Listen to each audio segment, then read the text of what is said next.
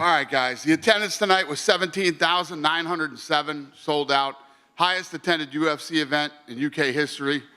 The gate was 6.72 million, arena gate record.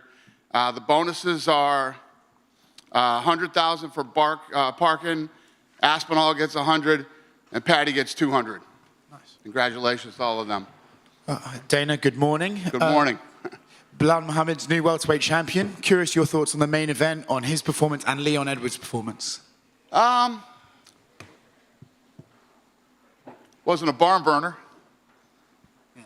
Do you think maybe Leon kind of, to me, looked a little bit lethargic? Maybe the time was hurting him a bit more than Belal. Do you think that was a factor?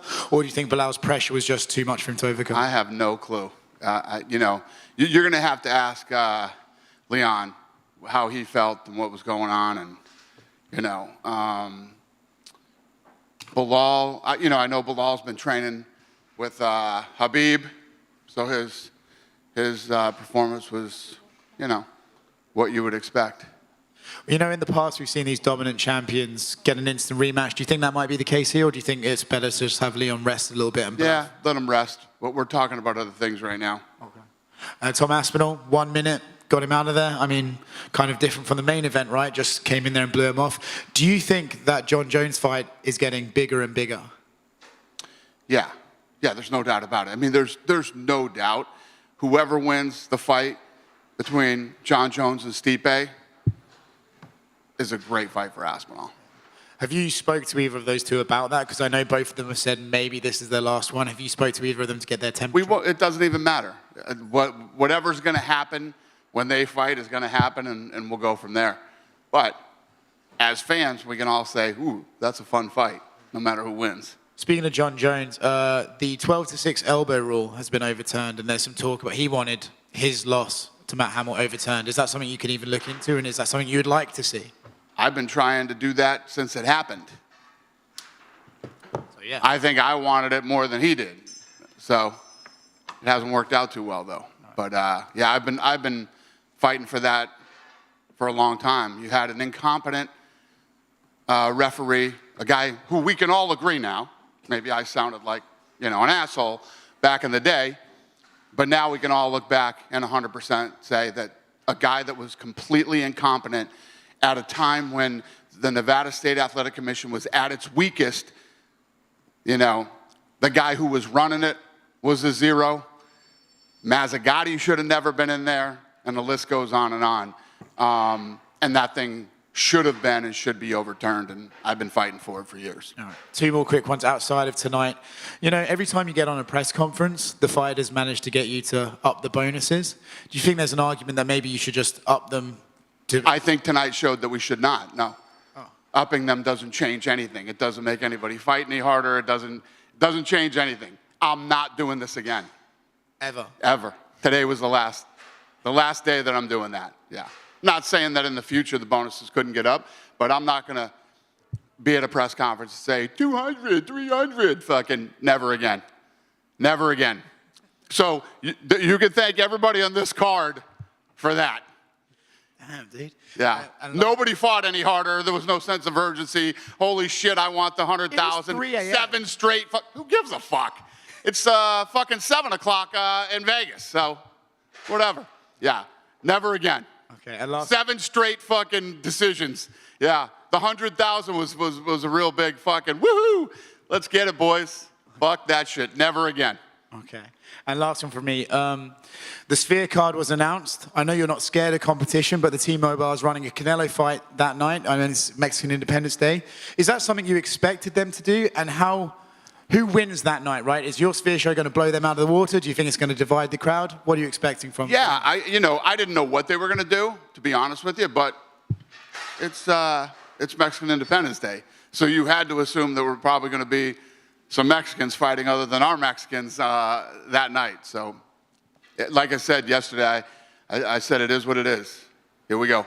Dana, see how it plays out. Right next to him. I know you gave him the bonus, but what did you make of Paddy's performance? And on the flip side, what did you make of Bobby or King Green now, like shooting for that takedown, knowing that Paddy is such a high-level black belt?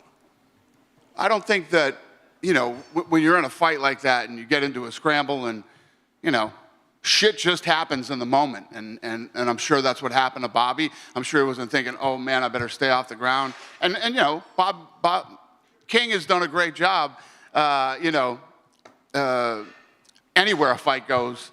And he's looked great lately. And, you know, I'm sure he wasn't concerned or wasn't thinking at the time. And he got caught. I mean, listen, Paddy's one of those guys that everybody talks shit about, and everybody wants to fight him, and everybody wants to call him out, and he keeps winning. And he looked damn good tonight. That's why he got the $200,000. I mean, I don't think Bobby Green has been submitted since like 2009. So, yeah, congrats to him. That's the guy that came out tonight and looked like he wanted an extra $100,000. And is Paddy a guy that you're going to try to keep in this region? Because he's fought in Vegas, but when he fights here and he gets that entrance and just the reception from the crowd, it just feels like he's on another level of superstardom. Yeah, listen, everything here is that level as long as you don't go to fucking 7 straight decisions. I mean, you do anything here, and we fucking open the show and they're singing songs and shit. It's just, England's different, man. England is different. And when you come out and you put on an event and you perform, you feel it here. And what did you make of the Makhachev and Manel Kape drama? Like, you know, they had that run-in at the PI, they had that run-in at the hotel. There was so much bad shit that happened in the behind the scenes with that thing. And yeah, not good. Makhachev said that his contract is up, and he made this interesting remark that said someone at the UFC told him to stop shooting for these takedowns so much, and maybe he'll get this contract that he wants. Is that true, and what do you think he'll bring him back? Yeah, that's what we tell guys. We tell guys how to fight and tell them we've been doing this for a long fucking time. I'm sure one of the matchmakers probably said something to him or whatever, but yeah, the matchmakers aren't big fans of his for many different reasons, and not just take. There's a lot of people who shoot takedowns in this business. You know, a lot of guys that fight with that type of style, but it's a lot more than just that. But Makhachev is the guy that you'd want to bring back to the UFC because he said his contract is totally done now. Yeah, he is. He's under contract. He's not under contract anymore. Okay, but would you be interested in, you know, keeping him around in the fall? I think the PFL is going to get a great undefeated guy. Really? Good luck to him. Yeah. What about Manel? Because we saw even before the fight even started, he was trying to run it. Muhammad Makhachev, the security had to get in there before the first bell even rang. Yeah, because just so much dumb shit has happened. I mean, we couldn't even have a face-off. But it's it was one of those typical kind of fights. We've all seen this before over the years. Oh, I can't wait to get to you. I can't wait to get to you. Oh, I'm going to fucking kill you. And then 5 minutes and they don't do anything for the first 5 minutes of the fight. I mean, it's just, we kind of figured that's how that fight would go. It's, you know, historically, that's how they go. And last one on this, when you said the PFL is going to get an undefeated fighter, is that his fighting style? Is that he's asking for too much money? Why? None of the above. Listen, for whatever reason, listen, the stuff that played out here over the last several months, that started at the PI and other stories of this breaking out, plus many other things. These guys don't want to re-sign him. And then last one for me, unrelated to this fight, Ilya Topuria tweeted that something along the lines of like, looks like the UFC is forcing him to take the fight. Obviously, we're assuming it's Max Holloway. Is there any update on that fight and when it could be? That we're doing what? Ilya tweeted something along the lines of, it looks like the UFC is finally forcing him to take the fight, and we all assume he's referring to Max Holloway. Is there any update on that fight? I don't think you ever have to force Max Holloway to fight. But Volkanovski said. Yeah, that's funny. One from me, regarding Paddy Pimblett, obviously we've touched on him a little bit. There were so many detractors saying he'd never even make the top 15. Why do you think he's so underestimated?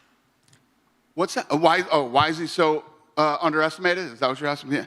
I don't know, man. He's just one of those guys that I think that his personality or whatever it is, people aren't afraid of him. I don't know. I can't explain it. I can't, but, you know, he showed tonight. You don't have to be afraid of him, but you definitely better worry about him. And now he's in the top 15. So, and he's never lost in the UFC. So, you know, he's the real deal. And we've had some. I know this too. He probably fucked up a lot of parlays tonight. Obviously, we've had some massive stars in the UK, the likes of Michael Bisping, but what Tom Aspinall did tonight was just amazing. Do you think he's got potential to become the biggest UK MMA star we've ever had? He's different, man. For a heavyweight, the speed, explosiveness, the way that guy moves, and power, 100% finish rate. Yeah, he's a bad boy. Perfect. Last one from me. Obviously, you said that Belal and Leon didn't produce a barn burner. Is there any chance that Leon gets another shot against Belal, or just take Belal in a different direction now? No. Leon's done great things. We love Leon. He's a great kid. Let him rest, relax. You know, he looked flat tonight. Again, he hasn't been out here yet, right? Yeah. I mean, you guys are going to have to ask him what happened, and then I'll read about it while I'm flying home. And we'll go from there. But right now, we're not thinking immediate rematch. Dana, just mentioning Tom Aspinall there, I know you mentioned that he has the potential to be the UK's best ever fighter, but Michael Bisping mentioned yesterday during a Q&A panel, he said he can see Tom going on to dominate the heavyweight division for years to come and go down as the greatest MMA fighter of all time. Do you see him capable of achieving that? So, yes. I mean, this guy, to put that on him right now, he obviously has the ability to dominate the heavyweight division. What he did to Curtis Blaydes tonight, I mean, let's be honest here. Curtis Blaydes is not a guy you walk right through. He walked through him tonight like it was nothing. So there's no doubt about that the guy's got the talent. But when you start talking, he won this fight tonight, he could be the greatest of all time. Again, you know how I feel about John Jones. It's just, you got some big shoes to fill, and you got a lot of people to wreck, you know, before you even start talking about even being within John Jones' universe, in my opinion. As someone who's been around the fight game as long as you, just curiously, have you ever seen a heavyweight move like Tom Aspinall? No, he is special. He is absolutely, positively special. And yeah, we obviously expect big things from him. And just touching on Paddy Pimblett as well, his star power, we've known that since the first fight at the Apex a couple of years ago. It's just continued to rise, and back-to-back wins over Tony Ferguson and Bobby Green, huge names on the record. Could you see him main eventing a fight night over here potentially next year? Paddy, yeah, you can do anything with Paddy. I mean, the guy's a superstar. There's no doubt about it. And everybody who keeps doubting him, he keeps proving everybody wrong. And tonight, you know, again, we're talking about how he's never lost a fight. But again, tonight was a big test for him, and he breaks into the top 15 and did it impressively against a highly motivated, very talented guy. Final one for me, just away from this card, Alex Pereira has been looming over the heavyweight division. He wants to move to the heavyweight division, and he hasn't been looming over the heavyweight division. People have been saying he should go to the heavyweight division. He did call out the heavyweight champs he wanted to fight after UFC 300, I believe, and he stepped up for you guys so much this year. Is that something that you'd love to see at some point? Maybe not necessarily the next fight for him. Weren't we just talking about Tom Aspinall? We were talking about Tom Aspinall, yeah. Greatest ever? So maybe Pereira versus Aspinall at some point. Powerful, agility, speed. So you think he should move up, and you think he should fight Tom Aspinall? I mean, the fans want to see it, Dana. Yeah. Do you want to see it? Well, I'm asking you. You think it's a good idea? We were just talking about how he's the best. I think it's a good idea. I think Pereira wants to do it. Tom wants it. So I should move Pereira up, a guy who's fucking superstar in that weight class and looks great. And I think the fans are greedy and they like the idea of dream fights. I'm sure it's a dream fight that you've seen on the internet yourself. I mean, Jones, you got any more questions for me? I'm saying Jones moving up to heavyweight was the dream for a long time. We've got that. So I feel like that similar storyline is going to happen with Alex Pereira. Well, you got Jones fighting Stipe. Whoever wins that, they fight Tom Aspinall. Where does he fit into this right now? There is a lot going on. There is a lot going on for you. I agree with that. Anybody else? Yeah, Dana down here to your left. Yeah, go ahead. All right, I'll go. Go ahead. I got you next. You talked about Aspinall obviously potentially fighting John. That's John and Stipe are is November. John keeps saying November 9th. Is there any possibility that Aspinall could be the backup for that fight? 100%. We'd be insane not to make him the backup for that fight. And do you think that performance, well, John is at the stage of his career where he only wants to take fights that really get his competitive juices flowing. Do you think that type of performance there from Tom Aspinall would potentially get him to shelf potential? Listen, John Jones is no dummy. John Jones, you know, has a very high fight IQ. He knows what Aspinall's got and what he's about. I think that we're going to have to see what happens with this fight with Stipe, see where John's head is, or if Stipe wins, see where his head is, and let's see what they want to do. Is it their last fight? Are they going to retire? I think that if Stipe wins, he probably will. But I think if John Jones wins, I think that I just think that that competitive spirit that he has and his desire to prove to the world that he's the best, especially when people are saying he could be, you know, possibly the best ever. I think that's the kind of shit that fires John Jones up.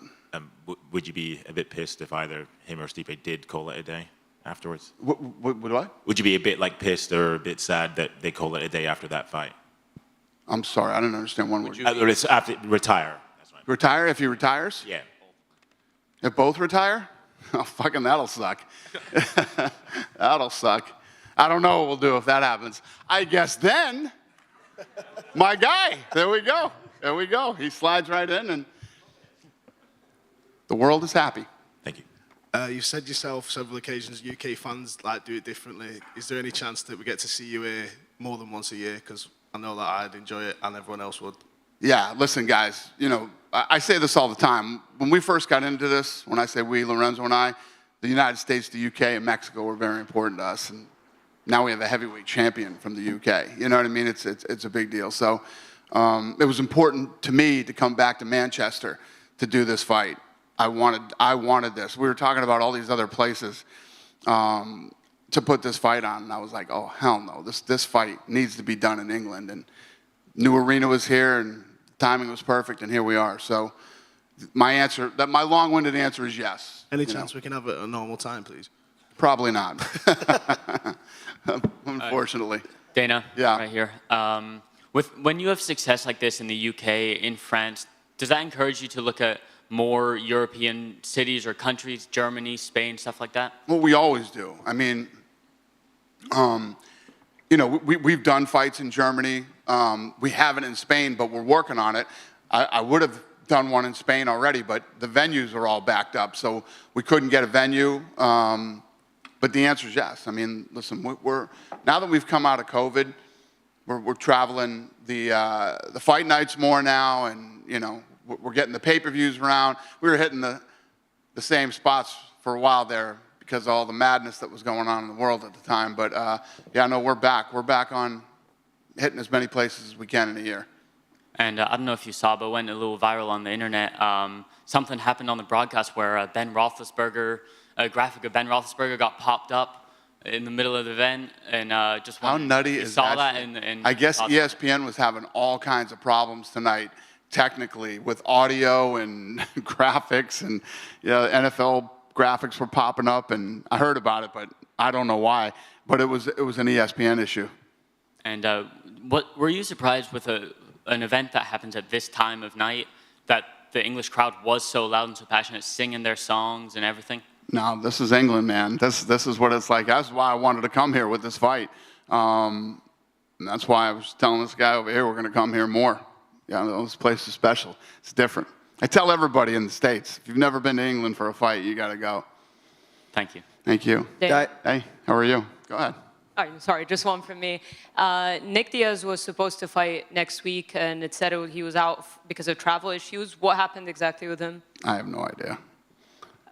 Is the plan to have the fight with Luque rebooked? Because I spoke to Luque, and he said that's what he hopes. Me too. Does that mean, how confident are you that Nick Diaz fights this year? Not very. Okay. Thank you. Thank you. Dana, I'm curious on your opinion on Leon Edwards versus, just here at the back. Yep, go ahead. Leon Edwards versus Ian Gary. Obviously, Ian was kicked out of Leon's gym. There's a bit of a storyline there, and now Leon isn't the champion. I'm wondering if you're interested in that fight. I wasn't until you just mentioned it. Sounds good. Cheers. Thank you, sir. One from me, Dana. Yeah. Over here. Yeah. Just Go ahead. on your other side. Okay. Hi. We've loved to see you bring the UFC to Manchester. When do you think you could next bring it back to Manchester? Maybe 404? Bring it back to Manchester? Yeah. I haven't left yet.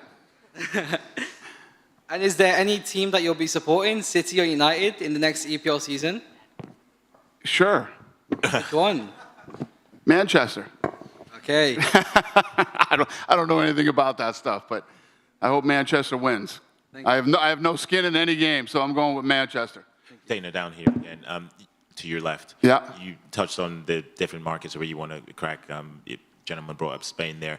One that you talked about last December was Africa, and you said that you'd held talks with Rwanda and another couple countries about hosting it. Has there been any movement, any progress on that? I'm sure there has, but off the top of my head, I don't know. I haven't talked to my guys about that yet, but obviously this fight that's going to happen in Australia here coming up will determine, you know, our next trip to Africa. And I know everybody doesn't want to count South Africa as Africa, but I do. So more than likely, our first fight in Africa will be South Africa. And like I said, we are working on other venues, but I don't know what progress has been made or what's going on with it right now. All right, thank you. Cool. Yep. Yeah, just over here. You just mentioned that you're interested in a fight between Ian Gary and Leon Edwards. Could that be a fight that could headline a card in Dublin?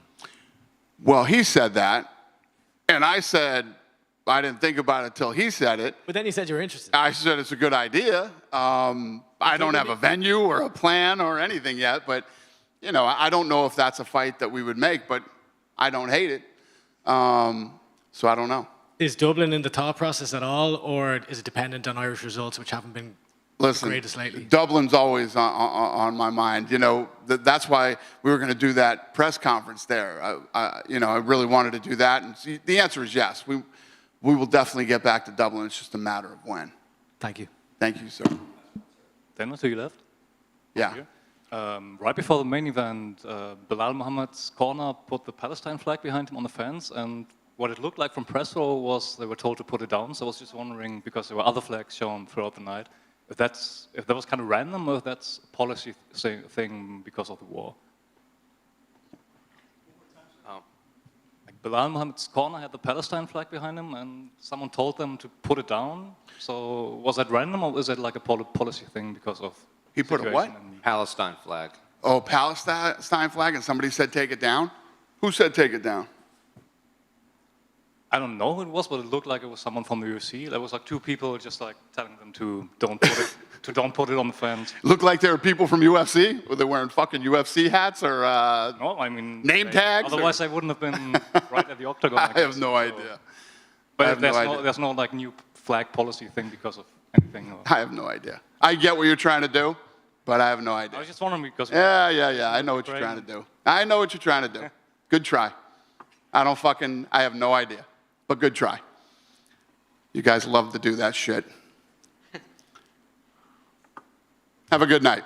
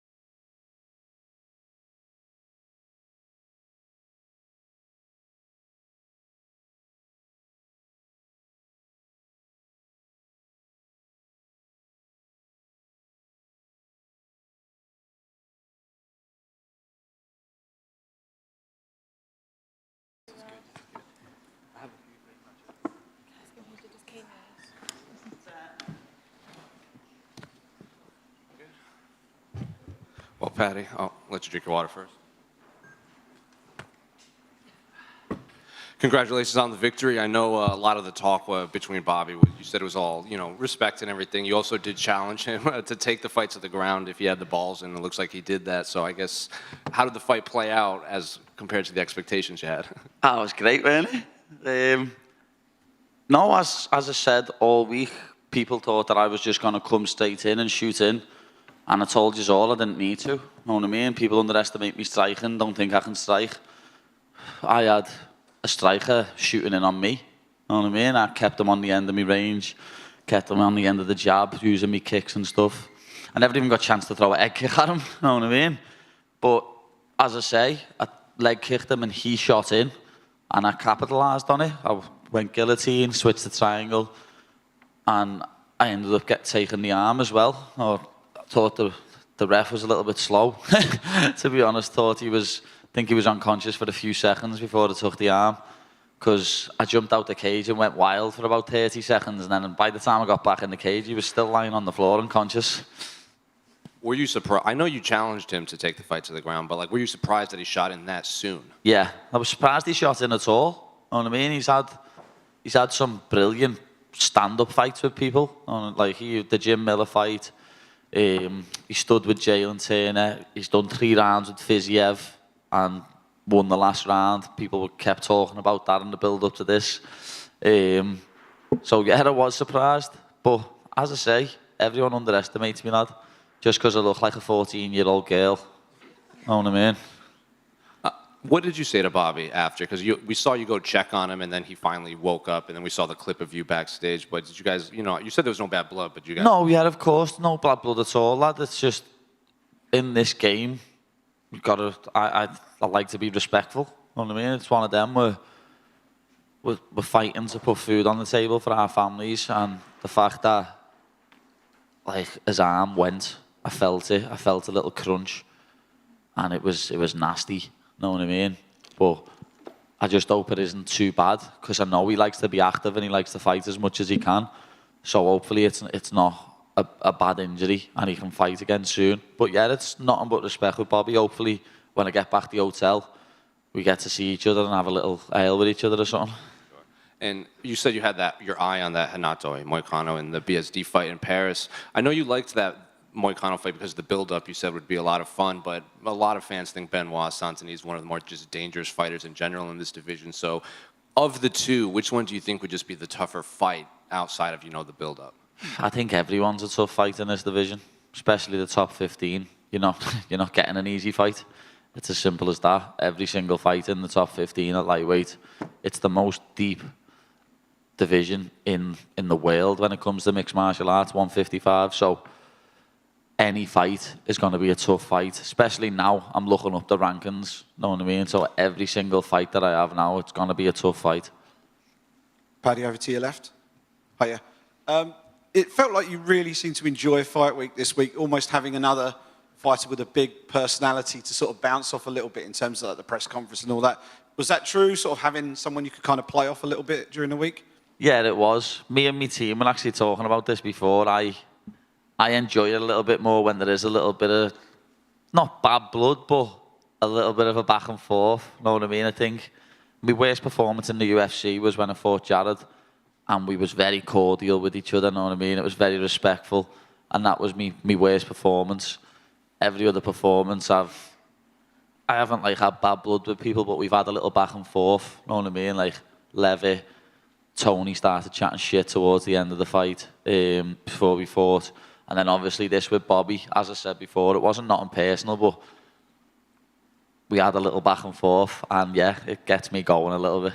And is that why Moicano is so high up on your list of people that you want to fight next? Yeah, he's obviously ranked above me as well, but the fact that I think the build-up would be hilarious. I've already said it tonight, I think a season of The Ultimate Fighter and me and him as the coaches would be absolutely fucking comedy gold. And in terms of your performance, and you have a big personality and it rubs some people up the wrong way, and you have your detractors. First thing you did on the microphone was to sort of give it back to them a little bit. How satisfying is it to go out there and produce a performance like that and shut some people up for a while? Oh, that's great.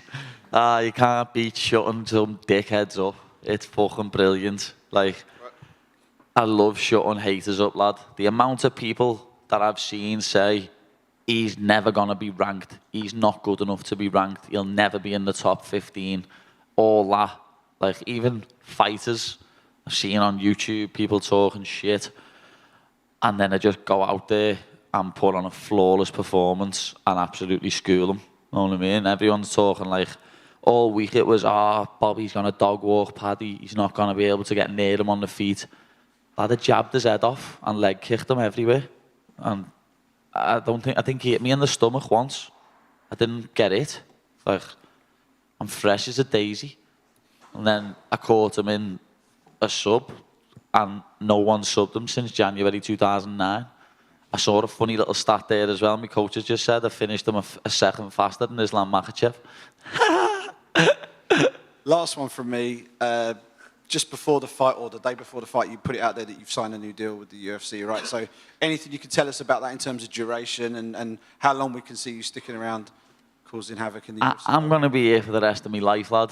Know what I mean? People took what I said and, like, clickbaited it. Because I said, obviously, it goes without saying, just like what McGregor did with Mayweather, if you're getting offered millions of pounds to go and do the boxing match, you're going to do it. But I'm here for...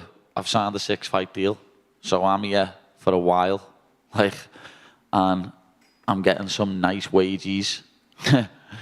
Need to get the duffel bag out. Congrats, man. Paddy, over here. I think it was before the weigh-ins, you had a little bit of an altercation on the bus with Kaylin Loughran. Just wondering what happened there, what sparked that? No, we just stood up and started chatting shit, lad. Know what I mean? I was literally sitting at the back of the bus speaking to someone, and I just said, Jordan Vucenic's being signed there. Another Cage Warriors fighter. A very talented one. Yeah, he was very good, lad. And I think I said, it's funny the way Vucenic and Morgan Charrier have been signed, and Paul Hughes is fighting on PFL, the B-Leagues. And he stood up and went, Paul Hughes would smoke ye. So I was like, lad, who are you talking to? Major Chip Hazard. Know what I mean? He looks like the fuck Major Chip Hazard off Toy Soldiers, lad. Yeah. So, people made a big deal out of that, lad, like I was trying to bully him. He started it, know what I mean? If you're going to start something with me, lad, be prepared to finish it, because I'll put you in your place. It's as simple as that. And he was talking shit about my teammates last week, so I'm going to put him in his place, and that's what I did. Like, it's one of them. People try and start stuff with me to get a bit of publicity. That's exactly what he done. I seen him in the lift like 3 days ago, and he smiled at me and looked at the floor. And then after that altercation on the coach, he walked past me after the ceremonial weigh-ins. He was about 4 foot away from me and stared at the floor, walking like that. Know what I mean? I'm not a big shithouse lad. If someone says something to me, I'm saying something back. I don't stare at the floor like a little worm. And you mentioned your teammates, and I see your shirt, Next Generation MMA. How much does that gym mean to you, and how much do your teammates mean to you? My teammates are like my family, lad. Know what I mean? Blood, sweat and tears together. Like, we spar twice a week. We train with each other every single day. I've been training at this same gym since I was 15 years of age. I walked into Next Generation on the 20th of January 2010. Day what changed my life.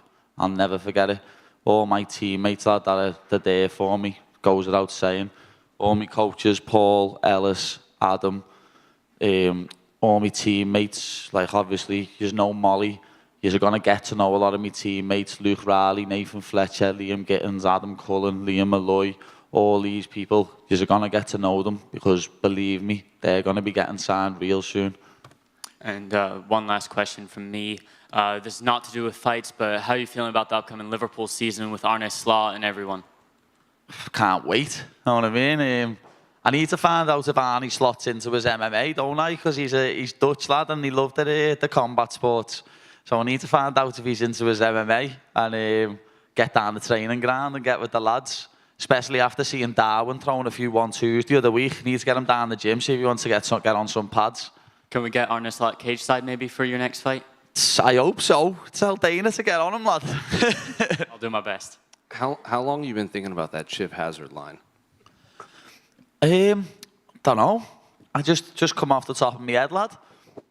He does look like Major Chip Hazard, though, doesn't he? He's gonna get the Gorgonites.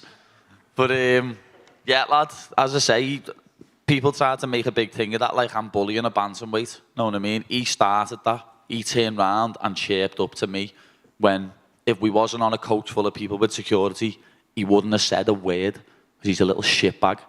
Know what I mean? And I told him yesterday, I said to him, let's see what happens when Jake Hadley punches your head in. And Jake, you done me proud, brother. Love that lad. He absolutely schooled him. And what was he saying to me? Let's see what you do with Bobby then. Let's see what you do. What the fuck did I do with Bobby, lad? I've just put him a kip and snapped his arm. Say something, you little sausage. Paddy, we know how big your star power is continuing to grow year in, year out. Surely we've got to see you main event a card over here next year, right? More than likely, lad, yeah, it probably will. I'm game for anything. I've always said that. Any name what gets sent to me on a contract, I sign it. Because, as I said months ago, I thought that I'd end up fighting Renato Moicano tonight. But when the contract got sent to me with Bobby Green's name on, it got signed. I don't turn fights down, lad. I'm not scared to fight anyone. You spoke about how you had some tough times in the build-up to this fight during camp. How proud are you that each and every time you step in there, you're overcoming battles outside the cage that we're not seeing in there? I always say it, lad. I was born to do this. Like, obviously, everyone has struggles outside the cage. It's just getting through it and getting to the cage. And I was born to do this. Like, obviously, everyone gets a little bit of nerves before they walk out and that. And when I walked out there, I was just, as soon as my song comes on and I hear that crowd singing and I start bouncing out, I'm just like, yeah, like I'm at home. This is where I'm meant to be. And then standing in the cage, I'm just stood there, like the nerves go away. And I'm just like, yeah, there's no place like home. You know, you mentioned the talent around you at Next Gen. It's frightening, really, the talent there. You Adam Cullen, Luke Riley, Shamrock, all those guys. You envision a massive card in Liverpool in the future with all those guys and yourself? Yeah, 100%. Like, we've got so many lads from Liverpool, as you've just mentioned. Shem, Adam, Nathan Fletcher, Liam Gittins, Liam Malloy. And then we've even got lads coming down training from other places now, like George Staines. Know what I mean? We've got so many people that are on our mats training. Lad, we're going to have about 10 people in the UFC in the next few years. Mark my words, we are the best gym in the UK. The final one for me, what did you make of the main and co-main event? I didn't get a chance to watch them, lad, to be honest. I was doing that many interviews. I saw Tom's finish. Tom's the man, know what I mean? Like, he's just finishing people with jabs. Tom is absolutely unbelievable. But I didn't get a chance to watch the main event, and the little few looks I did get of it, it looked like a snooze fest. So we'll see what happens. Don't know if Leon might get an immediate rematch, because it did look like a proper boring fight. Well done on the win. Nice one, fella. So, Paddy, just over here in the back. Hiya. What's happening? Right, so you got the bonus tonight. What are you going to spend it on? Me babies. Ah. Yeah. Are you going to get him? I don't know. We'll get them something very, very nice. I'm going on holiday in a few days. Oh, where are you off to? I'm not saying, because people will case me when I get there. Fair enough, but have a good time. You know that. Thank you. Paddy, mate. Just there, mate. All right. Yes, lad. How's it feel, top 15, mate? It's great. It's great. The amount of haters who I've seen saying things, he'll never get top 15, he's not worthy to be top 15, this and that. And then I just go out there and put on a performance like that and absolutely school number 15 and take a ranking. Not like I've just been handed a ranking, I've just took a ranking. It's great, you know what I mean? It's vindication. Dana said your star power is like massive now, obviously. Could we see you fight again by the end of the year? Maybe slot into something, or are you gonna? What's the crack? I don't know. We'll see what happens. Like, I've got nothing planned. As I say, I'm going on holiday. I could be filming another television program, something different to what me and Molly done. So I don't know if that'll take a little month out or something, but we'll see. Know what I mean? I know it's going to be a pay-per-view. What do you want me to fight on? I'd love to fight in like Abu Dhabi or Saudi Arabia. Them tax-free cards would be good for me. Fighting in America, lad, and getting 30% withholding tax hurts the pocket. But yeah, we'll see what happens. Well done, mate. Nice one, fella. Paddy, just a quick one on fighting in Liverpool. Obviously, with what used to be called the Echo. Yeah. With the changing in the branding, I think my understanding is that they're not letting combat sports events happen in there. How frustrating is that for you that it isn't an option at the moment for the UFC to come back and put a card on in there and put yourself on the top of the card in your hometown? The Echo's too small. What's the Echo? 15,000, something like that? The Echo's far too small for me. I could sell Anfield out. Never mind the Echo. The Echo's chumps change now.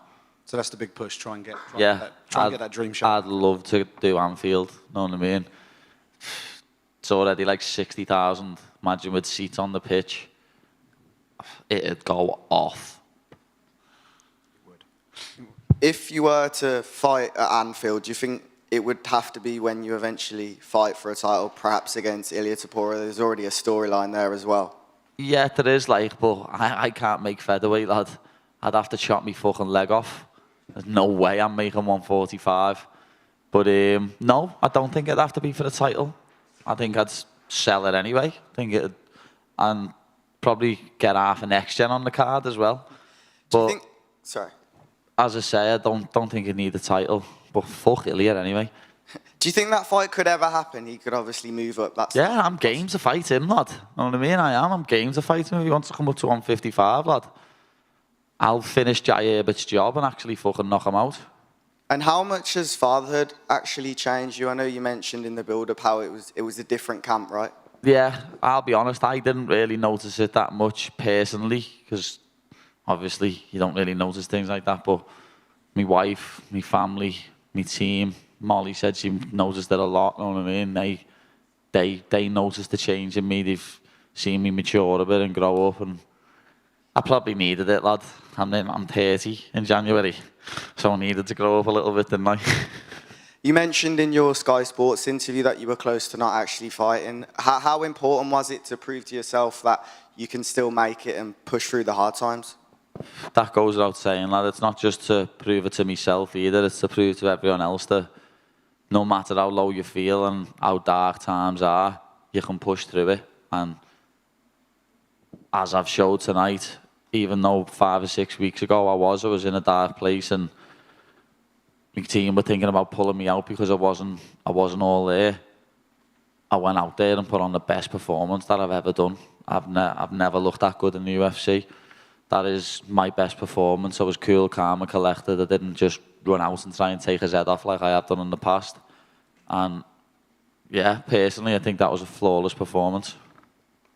Last one, just thoughts on Molly's performance tonight? I think getting kneed in the vagina a minute in doesn't help. You know what I mean? But one of them, she lost. Go back to the drawing board. There's not much else you can do. She wasn't her best performance. She'll admit that herself.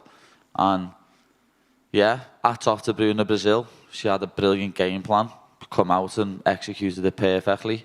So yeah, Molly will come back stronger, lad. She's done it before. She's been beaten. She's come back and showed everyone what she's made of. She'll do the same again. Paddy, one last one. Here, just on this side. Here. Yeah, what's happening? Yeah, good. So you love your food, and it's been a bit of an intense weight cut, but like after this, what's the go-to dish post-fight? Lad, I just love food. So I can't even say there's one go-to. To be honest, now, what time are we on now? 7. Well, I'm going back to the hotel for the brekkie. I'm going to go and absolutely load up on some bacon, sausage and eggs and pancakes and that. And then it's actually me father-in-law's 60th birthday today. So we're going for a roast.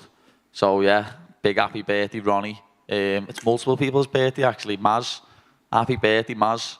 And it's Lisa's birthday as well. So yeah, a few happy birthdays there. But going for a big roast dinner at 3:30. So I'll be filling my boots there. And then I'll probably be hungry again in the night, lad. And I've been eyeing this somewhere that I go to by ours called 60 Kitchen. It's a lovely Chinese. I'll be getting one of them. What's your order? This one's like a set menu, lad. I think it's salt and pepper chicken and something in black bean this month. They change the menu every month. It's like an a la carte Chinese. It's power. Nice. Thank you. All good. Peace out, the firm.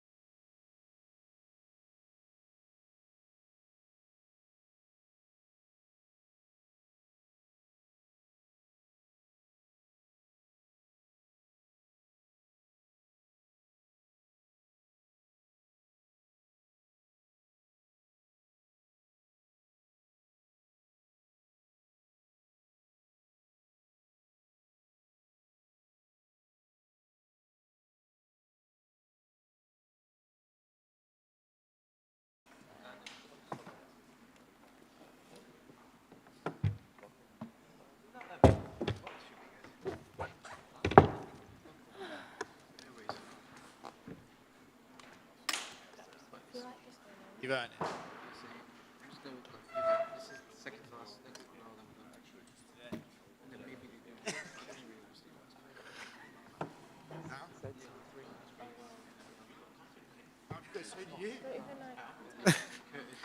Well, Tom, congratulations on your first UFC title defense. You know, everyone knows you can finish fights easy, but I don't know if everyone expects you to finish this one in literally a minute. Did you see it going that way, and how happy are you with your own performance? The performance was a bit messy, to be honest. If I hit anybody clean, they're going over. That's what's going on these days. If I hit someone clean, they're going over, and there's no arguments about that. It's proven now.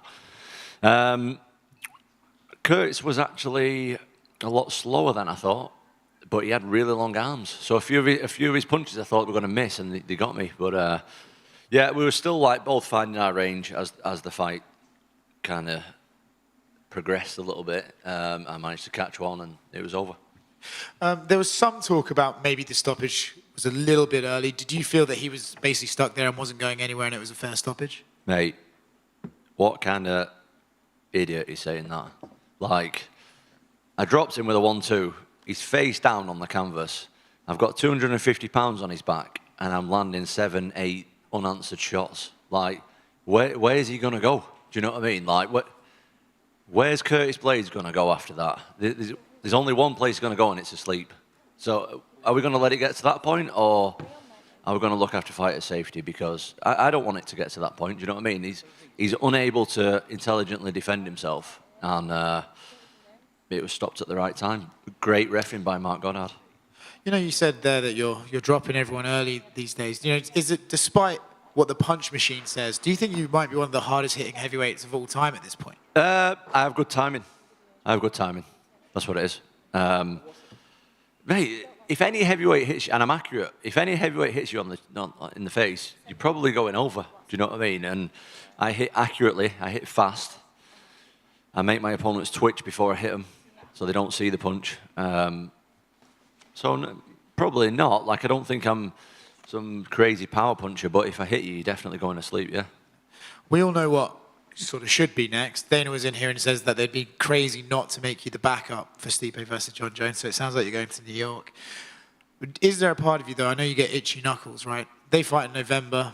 We don't know what happens to them. Then they could maybe want 6 months gap. Is there a chance you fight anyone other than those two, or does it have to be them next? Like who?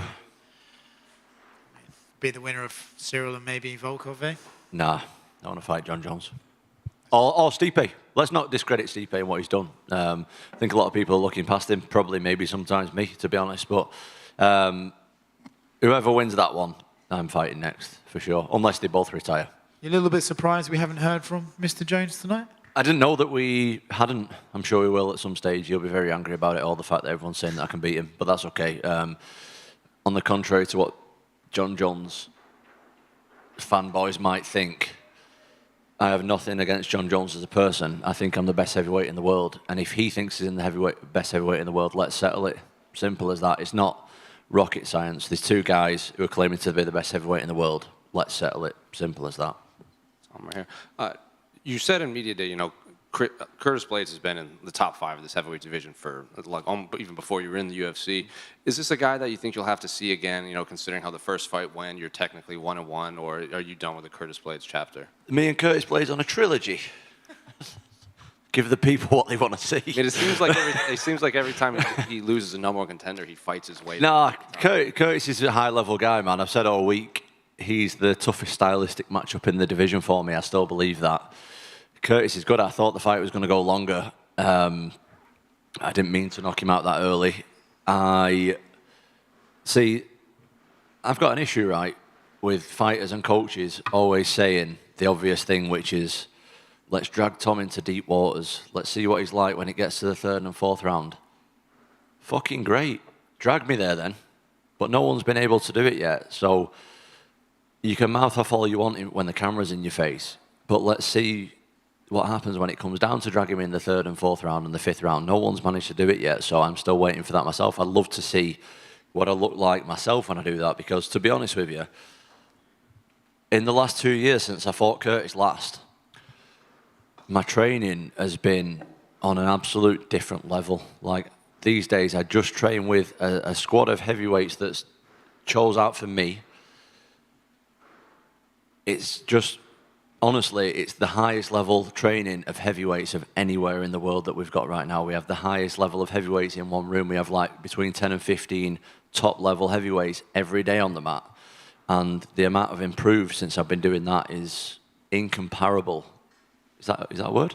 We're going with that. Incomparable to the progress I made before that. Like, my training now is, honestly, I can't even tell you how much I've improved in the last 2 years. And with that level of training and those level of training partners, I just feel like my skill level has gone through the roof. So is part of you annoyed it was only a minute long?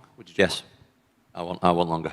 And then last one for me, you kind of touched upon it, like you're giving Stipe credit, like Stipe could win, but it seems like they're saying like you're going to fight John next, you're going to fight John next. So why don't you think fans and pundits are giving Stipe this chance against John Jones? Well, he's just a bit older, isn't he? And he's not.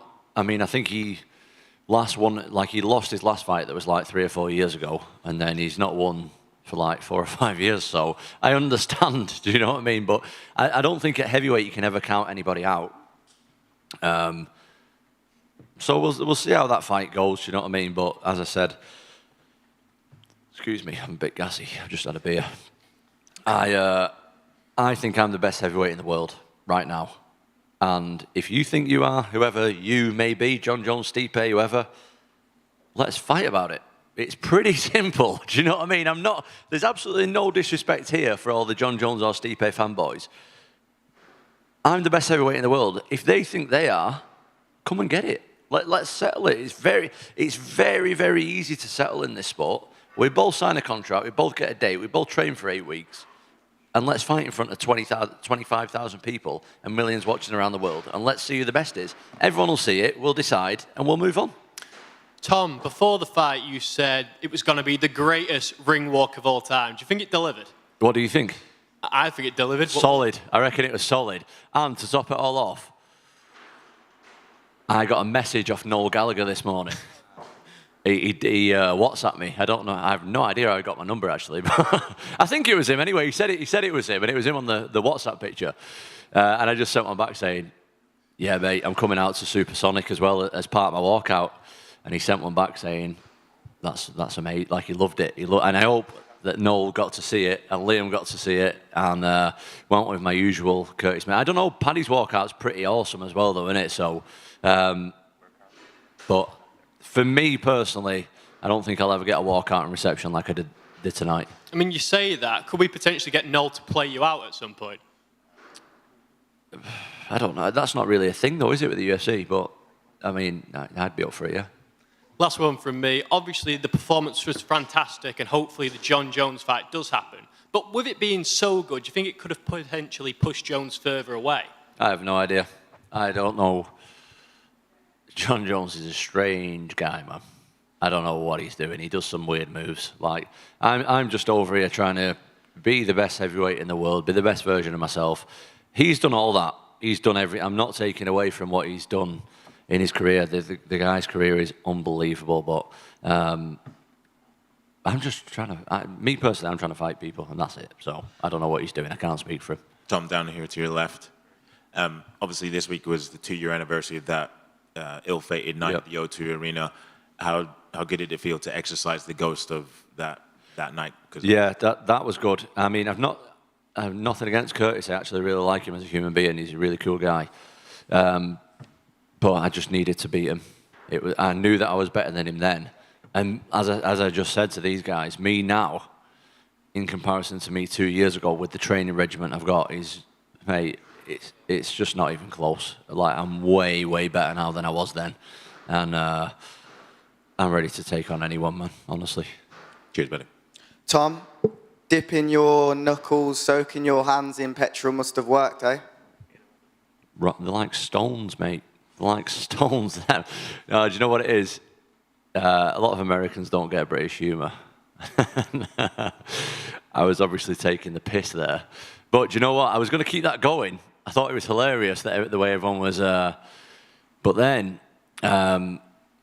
like, kids started asking me about how long I leave my knuckles in for, and then I got tagged in a couple of stuff on Instagram of, like, kids putting the knuckles in petrol. I'm like, I don't even know if this is safe, you know. I don't really want to promote this anymore. So if you go to my YouTube channel, you can see a video where I, like, explain that I don't really do it. So sorry, Americans, I was taking the piss on that one. Tom, right here. Hello. You mentioned having a beer post-fight. What was the beer of choice? Oh, they just give me some Stella or something. It was terrible. It was awful. Like the cheapest beer ever, but it tasted pretty good. I feel pretty good now. I have to say, once you got the finish, I think everyone in the stands got a bit of a beer shower. There was beer flying everywhere. Yeah. You got one on your way out. I did. Someone passed me a pint. I started drinking it, and then someone knocked it out of my hand. I was just like, oh, thanks for that. But it was great, mate. I'll never get a reception like that again. I've literally gone out there tonight and just lived my dream. And how many people, in all honesty, existing on planet Earth right now say that they get to live their actual dream? I don't think there's many. And I just feel like so privileged and grateful to be able to do that. Like I've been to every Manchester show basically that there is, sitting in the nosebleeds with my dad. Do you know what I mean? And then to go in there and be the co-main event fight for a UFC title is just incredible. Tom, you're making it look easy in there every time you're stepping in there, still keeping that shortest average fight time in the UFC. When you say you're the greatest heavyweight on the planet, and you look at John Jones and Stipe Miocic, that dominant fashion in the way you're winning. Do you see it going the exact same way with those guys? Are you that confident in your abilities? No, absolutely. Well, I'm confident in my abilities, yeah, but I never see it going that way, to be honest. I'm not even trying to finish. Like tonight, I didn't even feel like I really had my range on him properly. I thought it was going to be a long fight. I thought it was going to be like 3-4 rounds at least. Curtis is a tough guy to get out of there. Yeah, that's when I do my best work, is when I'm like I say, it was a bit of a messy performance, but I got the win. I got the bonus, so I ain't complaining about nothing. Do you know what I mean? It was great.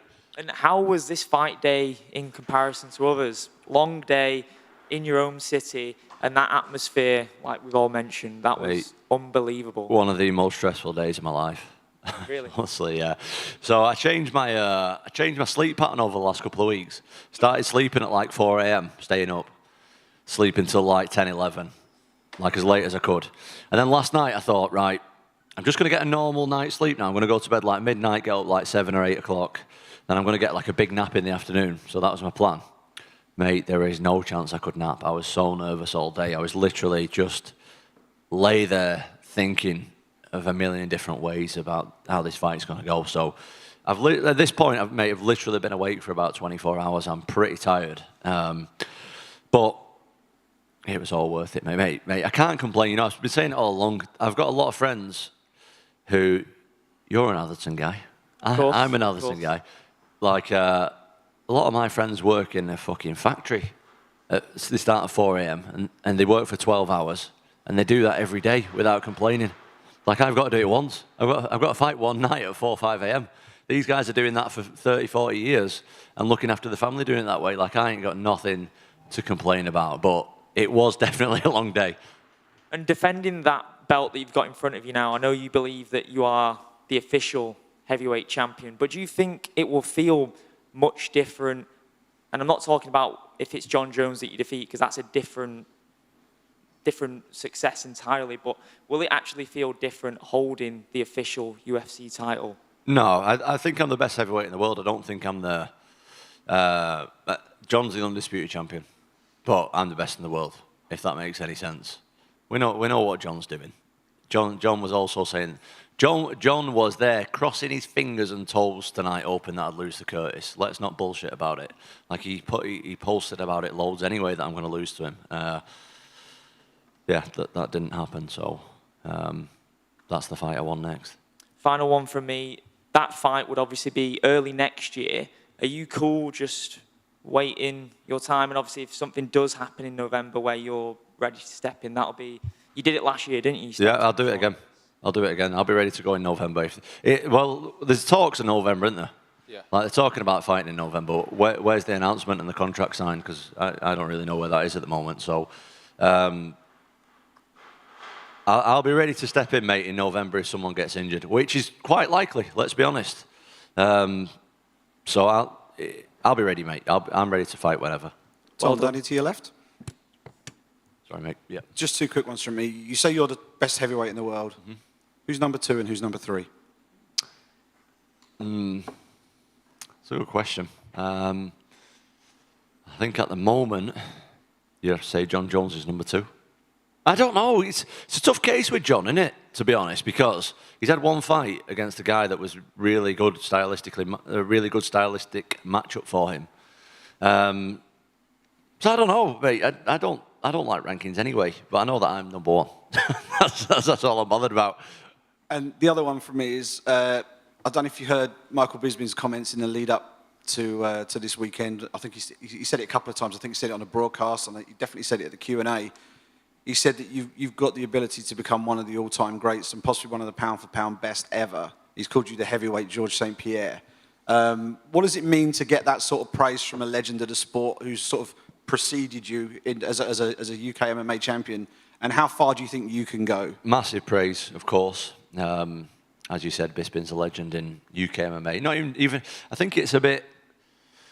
It's not right just to call him a legend in UK MMA. He's a legend in MMA.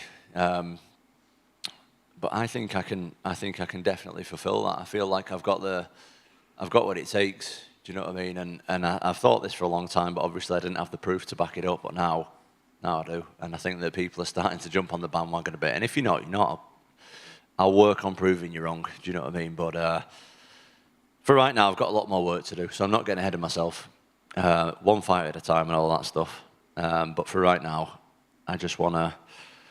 You know, I don't know how long I'm going to stay in this sport for. You know, like I know now, I'm 31. Heavyweights go a lot longer than other divisions, but I'm definitely on the second half of my career now. So I want to make as much money and get as much glory as possible and have as many fights as possible. Like I want to be as active as I can. So we'll see what happens. Tom, just in front of you, you said in the cage that you're just an ordinary man doing extraordinary things. We've seen a lot of, you know, champions in combat sports lose the run of themselves with fame and money.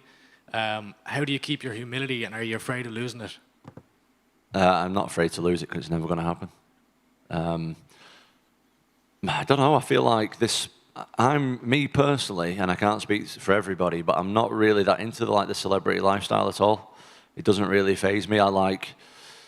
I said this all week, and my poor team over there are probably going to be sick of it. But what I like doing is sticking a pair of gloves on, the other person sticking a pair of gloves on, both taking our shirts off, going in a cage filled with 25,000 people and millions watching around the world and finding out who the best is. That's what I like doing. Now, for other guys, I know other guys have got movie roles and rap albums coming out, and they're pushing this brand and they're pushing that brand. What I like doing is fighting people. That's what I really like doing. So I'm not interested in buying a yacht and cruising about on that, or buying a private plane and going to a party in Vegas. I'm not really that interested in it, mate. What I'm interested in is being the best version of myself that I can possibly be. There was a beautiful video that came out, I think it was Dose of Society did it, where you spoke about your child and raising awareness for autism. How important is it to you to use your fighting career as a vehicle to raise awareness to causes closest to your heart? I'm always a bit on the fence talking about autism, but I feel like I need to because it's something that doesn't get enough attention. I'm on the fence for the reason being that I'm new to it. My child's 5 years old. We've had a diagnosis 2 years, so there's people there who've been looking after autistic people for 30, 40 years, you know what I mean? I'm very, very new to it, but I know that me and my family were very lost before we got a diagnosis, and I think that there's a lot of people out there who have been waiting literally years to get any diagnosis and any help with it, and it's a tough place to be in, and we were having a tough time with it, and we still do have a tough time with it, and I want to get as much light and help for other families as possible. So if I have to use my platform for it, even though, like I say, I'm not the most educated person on autism or anything like that, and I don't claim to be, but if I can shed any light on it, I absolutely will. Thank you. Congratulations. Thank you. Tom, just here. Two for me. You've done a lot of charity work in Wigan, and I saw a video of the young people actually with you the other day. Was that a lot of the motivation behind this fight, like having all these young people looking up to you, and has that helped you to win today? I don't really, it sounds a bit mad, but as a high-level professional athlete, I think you have to be a bit selfish. So I don't really see myself like as an inspiration, and I'm going to do this to inspire this kid and that kid. If me being successful is a byproduct of that, that's absolutely amazing. And I want to do more of that kind of stuff. And it's still, as a guy, as I said on the post-fight interview, as a regular guy, I still find it a bit weird that I'm like inspiring people. But if I can do, now that's not my intention. My intention is to win fights and be successful in that. But if I can do that as a byproduct, that's incredible. And I'll do that as much as I can. And you talked a little bit more about like trying to make money through fighting as well. Like you won a bonus today, so how much does that mean to you? And we asked Paddy before about what he was going to spend it on, and he said his family.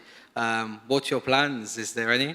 I don't know, to be honest. But me, Paddy, and my mate Mick Parkin won one, which I was absolutely over the moon for him. In all honesty, I've got goosebumps talking about it. Mick is the nicest guy ever, and he's still like, he's 4-0 in the UFC now, but he's still like a bit overlooked because his performances, and I'm sure he'll agree with me on this, have been a bit boring so far. And he went out there tonight in front of like a home crowd and performed, knocked the guy out and got a $100,000 bonus. Like, that is unbelievable. Like when the UFC came in, and Mick wasn't with me. Mick's already gone. Mick's left. When the UFC came in and told me that I won a bonus, and Mick like, I was just as excited for Mick as I was me. Like, absolutely incredible. And obviously Paddy as well, but I don't know Paddy as well as I do Mick. I see Mick all the time, and Mick's just the nicest guy ever, and he deserves it so much. Thank you. Do you think your performance kind of pushed Alex Pereira's dreams of coming up to heavyweight down a bit? Oh, no, I don't think so. But here's a thought for you. I was thinking about this the other day. What about, so they're saying that Stipe and John Jones are going to fight in MSG in November. Why don't we do a tournament? We'll do John, Stipe, me, Alex, and do a 4-man tournament, 2 fights in one night, and let's find out who the real heavyweight champion of the world is. Like, we've got the best heavyweight of all time. We've got the best MMA fighter of all time. We've got the light heavyweight champion, and then we've got me, who's just a epoxy interim champion. Do you know what I mean? Let's do that, 2 fights in one night. Put it to Dana. I'm sure Dana's going to be here in a minute, and he's been. Dana didn't really like the idea of him moving up. No, I don't. I am honestly the biggest fan of Alex Pereira. He's one scary guy. But would that not be a cool little thing? 2 fights in one night. Let's see how we get on. I mean, I've got the lowest average fight time in the UFC, and it's even lower after tonight. Like, my chances of doing all right in that are pretty good. Like, let's put some money on the table, and let's see who the guy is at heavyweight. Done.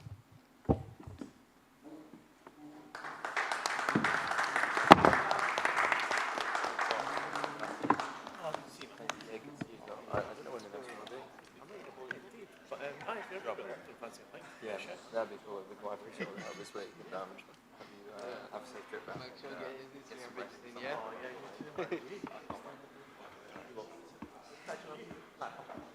don't think I'll sleep. It just gets easier to think shit. Yeah, straight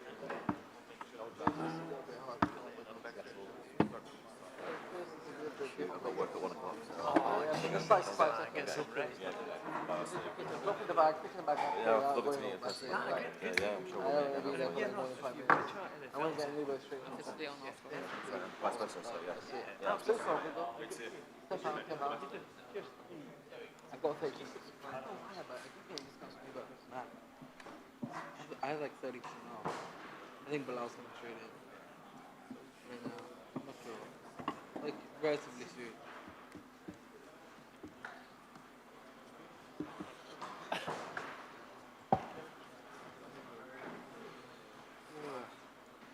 Alright, mate. 2 p.m. checkout for you guys. Or 2 p.m. train. You think you're gonna make your plans gone? I reckon there's a swimming pool at the hotel, so I reckon I'm just gonna go for a sponsor in a week. That's all I can think of. She lives central London. What's up? Tottenham to North London. So it's only Yeah. Belal, right. Congratulations on the win. All the weight, the hate, the doubt. Tell me what's going through your mind right now. I told you so. I'm just, for me, like I said, the people that I have around me, my team, my coaches, we believed in us. I don't need the world to believe in me. I don't need anybody to believe in me. We don't need applause. We know how good we are. We know what we're capable of doing. And now we're the world champions.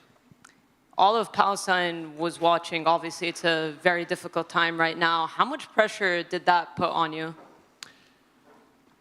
It wasn't pressure. It was, for me, I just wanted, like, it just showed me how, like, really this fight wasn't important.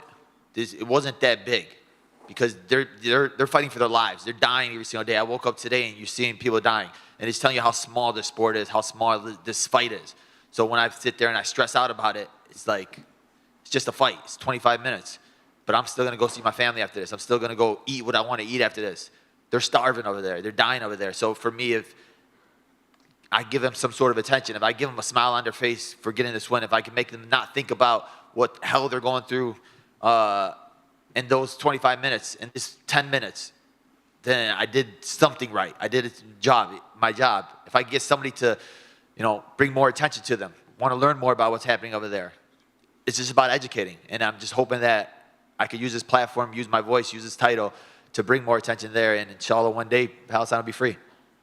And when I spoke to you before, you had predicted domination, which a lot of people criticized. For the large part, this was pretty dominant, minus the round that he had your back. Were you surprised with his offensive grappling? No, like I said, I think I'm the best fighter in the world. I know I'm the best fighter in the world. I just had to prove it, and I had to show you guys. We had 3 years to sit there, and I had to sit there and dwell on that thing, that last fight of everybody saying, oh, he would have beat him. He would have won the last other rounds. He would have did this. He would have did that. We didn't even get started that fight. This fight, we got started. This is what we did. We just dominated the champion. We made it look easy.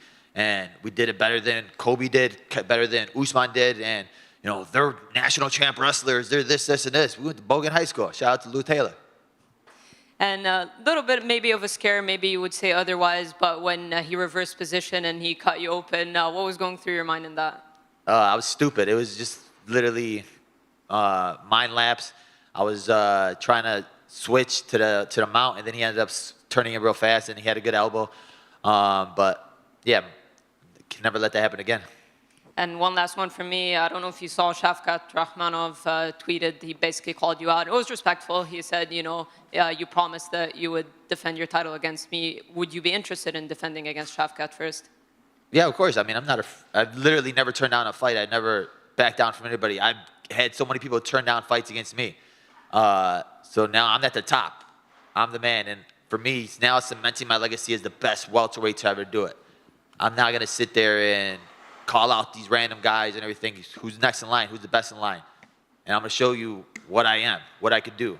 They thought Leon could walk through me. Now I'm going to walk through all these other guys. Paul, in the front right here. Kind of going off of that, what do you want your reign to look like? Do you want just to fill up the rubies? Do you want to be double champ? What do you want your title reign to look like? I want to be considered the best welterweight to ever do it. People laughed at it when I said it the other day, and they were like, oh, he said he compared himself to GSP. Ha ha, what an idiot. But now look where I am. Look at the guys I have in my resume. Leon beat Usman twice, and Usman was right underneath GSP. I beat Wonderboy, Gilbert Burns, Luque, Damian Maia. All these guys are huge names. People are going to keep disrespecting me, but we just keep winning. Did you say anything to Leon after the fight? Because he gave you credit at the end because, you know, he had a good game plan and everything. Did you guys speak at all? I know there was a lot of issues between you two leading up to this. No, I mean, you always get respect after a fight, going through a battle, right? For me, it was just, it took me 3 years to get that taste out of my mouth. 3 years to finally get this fight back. And I had to deal with all the haters and all the trolls and everybody saying that he would have beat me, he would have did this, he would have did that. But now there's nothing else for them to say. In your mind, what would it take for you to leapfrog GSP? Just pass his title defense record? Is it finishes? What else do you have to do? I think beating this next generation of guys, right? You have Shavkat, you have Ian Gary, you have the JDM. So there's these young up-and-comers that everybody's saying are killers. They're probably still saying these guys are going to kill me next, right? So if I go out there and I walk through all these guys, and then I beat the old generation, there's really, I just want to be the guy that did everything that you said I couldn't do. And then if we go up, if, what's his name, Driscus still has the title, he beats, what's his face, Adesanya, and, you know, he was trying to talk tough to me, I'll go smack him around, try to get 2 belts. You're a little critical of Chicago sports at Media Day, and now you have your title. What's your message to the people in Chicago? We got a real champion now, right? Let's get this parade going. Just imagine on the Chicago Bulls. Let's get one of those big victory parades. What was it like, you know, giving the title to your coach, Louis Taylor? You know, you said it would have been really important, but you wanted to give it to him right away. Honestly, it was just amazing because we literally started this in high school together. Him, my coach, Mike Valle, like, we're a small gym. People don't know our names right now, right? People didn't believe in us. Oh, they don't have that. They don't have this. We don't even got showers at our gym. But now we got a real title at our gym, right? We got that at our gym. So just shout out to my team. They're my family, man. And like, we don't have the 55 UFC fighters, but we have a small group of guys that are better than all these big gyms. And the last one for me, on this fight specifically, obviously the jab played a major factor in this, you know, facing the southpaw. Was that the game plan coming in, or just kind of find out, like, right away that you could rely on this throughout the fight? man, you heard my coach Horacio talking about I got that Canelo boxing, right? And they said, oh, you don't got boxing. But you saw that jab. It was smacking him the whole time. Belal, it took you down here. It took you 3 years to get that rematch with Leon. Would you be willing to do what he did and didn't do and give him a rematch straight away? Yeah, I'll give him a rematch in 3 years. Let him work his way back up. No, I think it was a dominant fight. There was really no need for a rematch.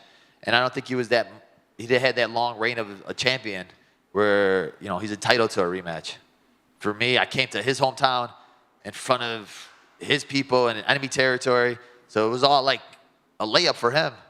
But I blocked it. And you touched on it there, coming to enemy territory. How nice was it to, absorb those boos, but then silence everybody? I just want to find that little kid with the red hair that gave me like the middle finger. I was like, bro, look at me now. Look at me now. He's a kid, man. Leave him alone. Bro, I was trying to give him a fist pound on the stage, and he's just like, you suck. And I didn't see that. Fair enough. Yeah, I was like, bro, what the heck? Thanks, Belal. Belal, you're now the first UFC champion from Palestine in history of UFC. How does that sound? It's surreal. It's amazing. Now, there's nobody that could ever take that away from Palestine. This flag's going to have a title next to their name. The colors are going to have a title next to their name, and those people will live in history forever with a real champion. And especially now in this time of need, we got a victory when they need it most. You've sort of teed up, or you've welcomed all challenges anyway. Obviously, Shavkat Rakhmonov is the fight that a lot of people, or the fighter that a lot of people think is next up in this division. How do you think a fight between you two plays out? I think we go into every fight differently, right? And we have a strategy for every fighter. And I think we're the best team at breaking down guys. My last two fights, Gilbert Burns and Sean Brady, I didn't shoot one takedown. This fight, I outstruck Leon and I took him down whenever I wanted to. We're going to have the same thing for Shavkat. We're going to have the same thing for Usman. We're going to have the same thing for all these guys. I don't think there's anybody in the division where I look at it and I think, dang, that's a scary fight. Belal, that belt that you've got right there, just over here, that belt that you've got right there represents everything in your career and your life that you sacrificed to get to this moment tonight. How emotional was that moment, celebrating with your team, holding that gold belt? It was like a sense of relief, right? Because I'm sitting there this whole week and I'm like, if I lose this fight, they're going to be like, oh, he sucked. They should never give him the title fight. We knew you sucked. We knew you weren't good enough. But it just like cements me as being one of the best to ever do it. It cements my name up there. Nobody could ever take that away from me, my family, my team. We got a title now. I had the gold next to my name. And I'm just going to continue beating everybody they put in front of me. You said that hatred was fueling you throughout fight week and the build-up to this fight. Did hatred fuel you tonight? Did you feel that when you're in there, or were you feeling cool, calm, and collected in there? Honestly, this was like the calmest I ever felt. We were just in the back, we were joking around, fooling around, and it's like, that's what I love about my team. We're a family, we're brothers. So we all understand that it's the best part about it is like we don't take it too serious. We know what the job is. We know how to get the job done, but we're not sitting there like tense, like we're all just chilling back there, having fun, listening to music, and that's the best. When I'm feeling like that, that's when I fight the best. Is the feeling towards Leon still the same? And I know you felt like you were avoided for a long time when you felt you rightfully deserved the title shot. Is your outlook now as a champion to be a champion that gives all challengers a shot at the belt who are worthy in your eyes? Yeah, 100%. For me, it's like I had to beg Dana White in for the opportunity. He promised me I would get it, and he stuck to his word. He gave me this opportunity now, so for me now, it's showing the UFC, showing Dana White and all of them that I could be the best champion you have, the champion that fights all these guys. I want to be a champion like the reign of Volkanovski and Adesanya, where they looked at the next guy in line, all right, let me beat this guy, let me beat this guy. Like, we never ducked anybody, we're never ducking anybody, and point them out. Do you welcome those bad blood rivalries in the future? Because that definitely captured the imagination of the fans this week. It's what sells. Did you enjoy that back and forth verbally with Leon, or did you find it quite draining? No, I love that. Like, I'd rather have it that way. I'd rather fight that way. Just because I'm like, I like trash talking. I like going back and forth with somebody. If I dislike you, it makes me fight better. It makes me wake up and want to go that harder. He pushed me to my limits. This is the best I've ever felt, the hardest I ever worked. because I knew I had to back up the talk. I knew I couldn't just go out there and I couldn't lose this fight because of that. Because I knew they were like, oh, all that trash talking, you lost. All that trash talking, this. So for me, it was like, we got to work the hardest we ever worked. Belal, down here to your left. Hi, just a couple of quick ones. Becoming a champion is obviously a career goal, a life achievement. How's this going to change you now you've actually reached that goal? It's not going to change me. It's going to, more so, I just hope it just gives my coaches and my team the respect they deserve. Because I know I'm working with the best team and the best coaches in the world. So it's just for them getting their name out there now.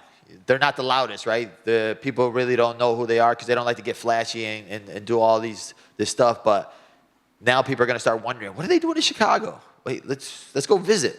Maybe there's something going on out there that we don't know about. And we actually have a shared friend by the name of Cody Merrow. Oh.